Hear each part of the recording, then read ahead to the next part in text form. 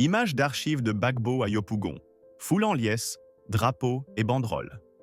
Yopougon, ce 16 août, bat au rythme d'un son bien connu. Kokoko. Mais ce n'est pas un simple bruit. C'est le signal d'un moment historique.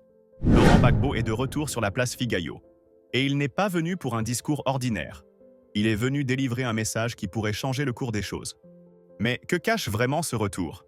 Une simple retrouvaille ou une stratégie politique calculée? Voici le décor et l'attente.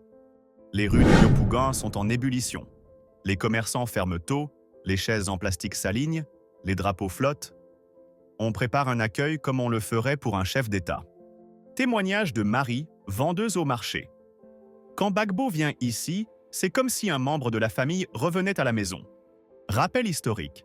Gbagbo et Yopougon, un lien forgé depuis les années 90, entre meetings politiques, soutien populaire et moments difficiles. Le message choque. Description de l'arrivée de Gbagbo. La foule explose, les téléphones filment et au micro, Gbagbo lance le fameux Kokoko. Analyse du message. Appel à la justice et à la démocratie. Référence à l'unité entre PDCI et PPACI. Allusion à l'histoire récente et aux défis à venir. Témoignage d'un participant. Kouadio, militant PDCI. Ce qu'il a dit aujourd'hui, c'est clair. On ne peut pas avancer sans s'unir. Les enjeux politiques. Contexte. Réunion commune, PDCI, PPACI, opposition soudée. Implication pour les élections à venir.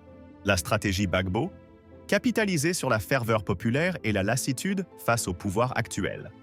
Comparaison avec d'autres moments charnières de sa carrière. Nous percevons l'émotion et la culture. Évocation du Kokoko comme symbole culturel et politique. Vous savez, on m'a dit que Kokoko, c'est aussi le bruit du poulet qui refuse d'aller dans la marmite. Alors, certains diront que Gbagbo, c'est le poulet qui refuse de se laisser cuire. Sourire dans la foule, relâchement de la tension. Élever les attentes. Les exigences sont hautes. Ce 16 août à Yopougon, il ne s'agissait pas seulement d'un discours, mais d'un rappel.